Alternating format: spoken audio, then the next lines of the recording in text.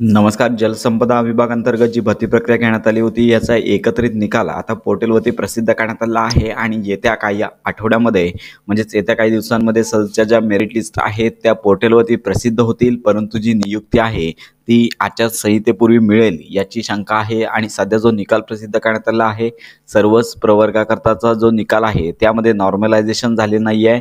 यामध्ये पाहू शकता की दप्तर कारकून की यासाठी जी परीक्षा घेण्यात आली होती तर याच्यामध्ये नॉर्मलायझेशन झालं आहे. त्याचबरोबर सिव्हिल इंजिनियर यामध्ये पाहू शकता की नॉर्मलायझेशन झालेलं आहे. त्यानंतर असिस्टंट स्टेनोग्राफर याकरता जी परीक्षा घेण्यात आली होती तर यामध्ये नॉर्मलायझेशन झाले नाही आहे. त्यानंतर ट्रेसर अनुरेखक याकरता देखील नॉर्मलायझेशन झालेलं नाही आहे.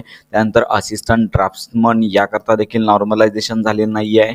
ड्राफ्ट्समन याकरता पण नॉर्मलायझेशन झालेलं नाही आहे. त्यानंतर लोअर ग्रेड स्टेनोग्राफर याकरता देखील नॉर्मलायझेशन झालेलं नाही आहे. तर लक्षात घ्या, काही पदांकरता नॉर्मलायझेशन झालं कारण का काठिण्य पातळीनुसार डिफिकल्टी लेवल जास्त किंवा कमी जास्त असल्यानुसार ते नॉर्मलायझेशन झालं, परंतु नॉर्मलायझेशनमध्ये देखील तफावत इथे संपूर्ण मार्कमध्ये दिसत आहे. परंतु अशा प्रकारे नॉर्मलायझेशन तुम्ही पाहू शकता. आणि याचबरोबर सध्याचा जो कट ऑफ आहे तो कोणताही कन्फर्म कट ऑफ सांगता येत नाही आहे, कारण का आलेल्या ज्या लिस्ट आहेत तर यामध्ये कुठल्याच कॅन्डिडेटची कास्ट किंवा जात संवर्ग मेन्शन केला नाही आहे, कारण का सर्व ज्या मेरिट लिस्ट आहेत त्या जात संवर्गानुसार लागतात. आणि लक्षात घ्या, सध्याचा जो कट ऑफ आहे तो जास्तीत जास्त लागण्याची शक्यता आहे, कारण का एकच प्रकारचे गुण मिळवणारे कॅन्डिडेट एकापेक्षा अधिक आहेत. त्यामुळे सध्या विभागानुसार जागा आहेत त्या एकाच 3 प्रमाणे उमेदवारांची निवड केली जाते. एका उमेदवाराची निवड केली जाते आणि उर्वरित 2 उमेदवारांना